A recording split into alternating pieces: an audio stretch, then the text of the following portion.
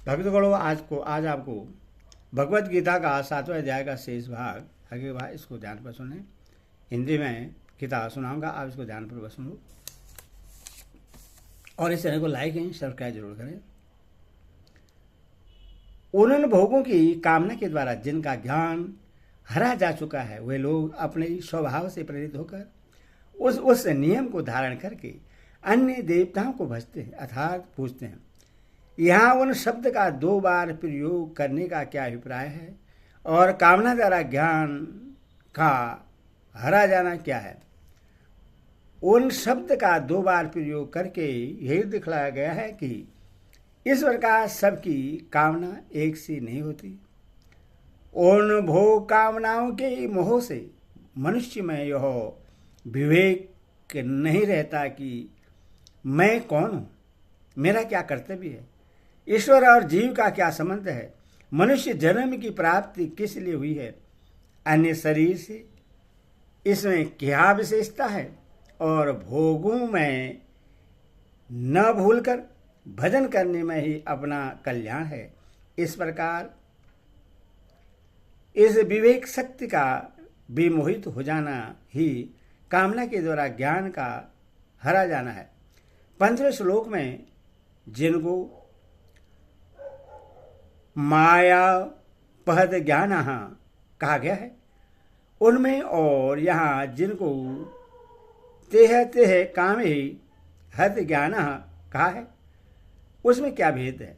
15वें श्लोक में जिनका वर्णन है उनको भगवान ने पापात्मा, मूढ़, निरादम और आसुर स्वभाव वाले बतलाया है। वे आसुरी प्रकृति वाले होने के कारण तम प्रधान हैं और नरक के भागी हैं। तथा यहाँ भिन्न भिन्न कामनाओं से जिनका ज्ञान हरा गया बतलाया है वे देवताओं की पूजा करने वाले भक्त, श्रद्धालु एवं देवलोक के भागी रजो में से सात्विक माने गए हैं। अतः दोनों में बड़ा भारी अंतर है। अपना स्वभाव किसका वाचक है और उससे प्रेरित होना क्या है? जन्म जन्मांतर में किए हुए कर्मों से संस्कारों का संचय होता है और उस संस्कार समूहों से जो प्रकृति बनती है उससे स्वभाव कहा जाता है। स्वभाव प्रत्येक जीव का भिन्न होता है। उस स्वभाव के अनुसार जो अंतकरण में भिन्न भिन्न देवताओं का पूजन करने की भिन्न भिन्न इच्छा उत्पन्न होती है उसी को उससे प्रेरित होना कहते हैं। उस नियम को धारण करके अन्य देवताओं का भजना क्या है? सूर्य, चंद्रमा, अग्नि, इंद्र, मरुत, यम, राज और वरुण आदि शास्त्रोक्त देवताओं को भगवान से भिन्न समझकर जिस देवता की जिस उद्देश्य से की जाने वाली उपासना में जब ध्यान, पूजन, नमस्कार, न्याय, हवन, व्रत, उपवास आदि के जो भिन्न भिन्न नियम हैं उन नियमों को धारण करके बड़ी सावधानी के साथ उनका भली भांति पालन करते हुए उन देवताओं की आराधना करना ही उस नियम को धारण करके अन्य देवताओं को भजना है। कामना और इष्ट देव की भिन्नता के अनुसार पूजादि के नियमों में भेद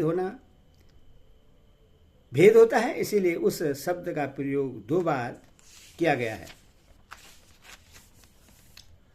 साथ ही एक बात और भी है, भगवान से अलग मानकर उनकी पूजा करने से ही वह अन्य देवता की पूजा होती है। यदि देवताओं को भगवान का ही स्वरूप समझकर भगवान के आज्ञानुसार निष्काम भाव से या भगवत प्रिय से उनकी पूजा की जाए तो वह अन्य देवताओं की न होकर भगवान की ही पूजा हो जाती है और उसका फल भी भगवत प्राप्ति ही होता है। अब 2 श्लोकों में देवोपासकों को उनकी उपासना का कैसी और क्या फल मिलता है इसका वर्णन करते हैं। जो साकाम भक्त जिस देवता के स्वरूप को श्रद्धा से पूजना चाहता है, उस भक्त की श्रद्धा को मैं उसी देवता के प्रति स्थिर करता हूँ। भक्त पद के साथ यह का और तनुभव के साथ याम का दोबारा प्रयोग करने का क्या अभिप्राय है? यह का 2 बार प्रयोग करके भक्तों की और याम का 2 बार प्रयोग करके देवताओं की अनेकता दिखलाई है।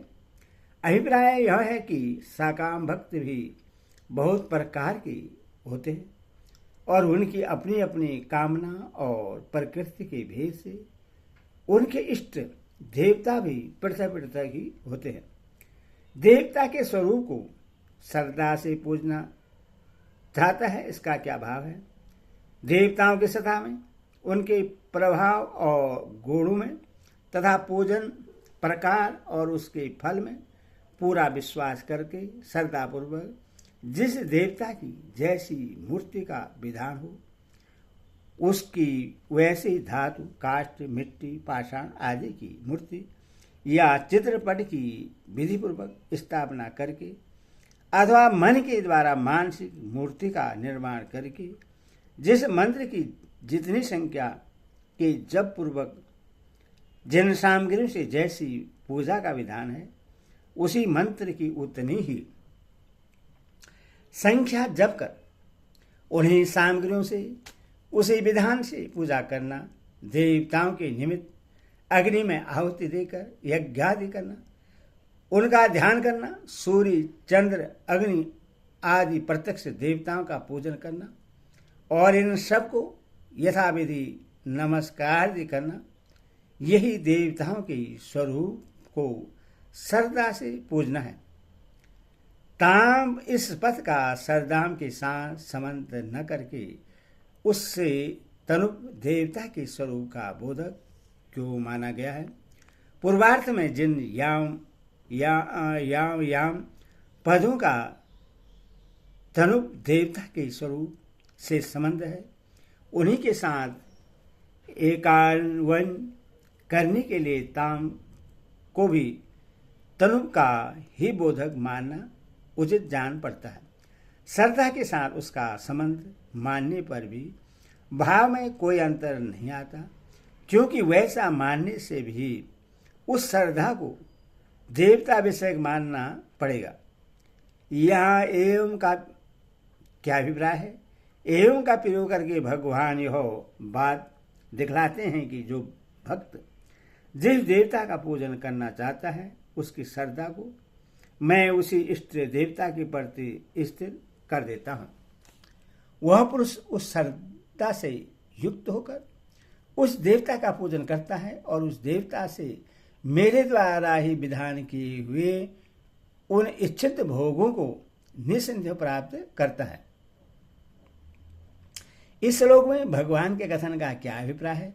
यहाँ भगवान यह भाव दिखलाते हैं कि मेरी स्थापित की हुई उस श्रद्धा से युक्त होकर वह यथाविधि उस देवता का पूजन करता है, तब उस उपासना के फलस्वरूप उक्त देवता के द्वारा उससे वही इच्छित भोग मिलते हैं जो मेरे द्वारा पहले से ही निर्धारित होते हैं।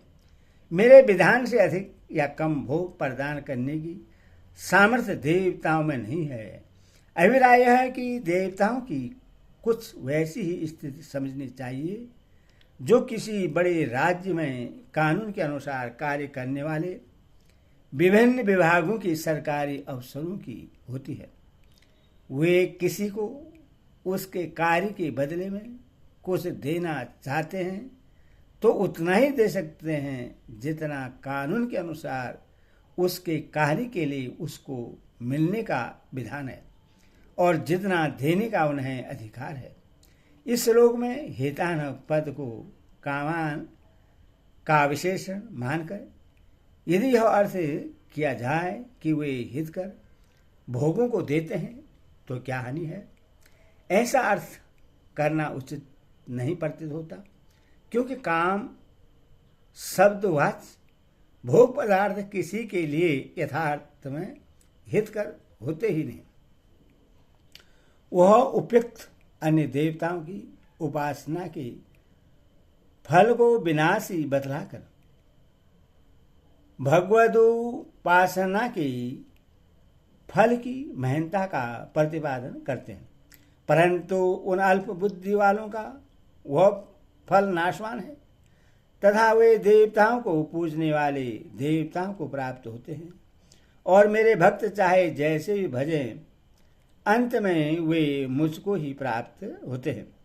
15वें श्लोक में जिनको मूढ़ बतलाया गया है उनमें और उन देवताओं की उपासना करने वाले अल्पबुद्धि मनुष्यों में क्या अंतर है और इन्हें अल्पबुद्धि कहने का क्या अभिप्राय है।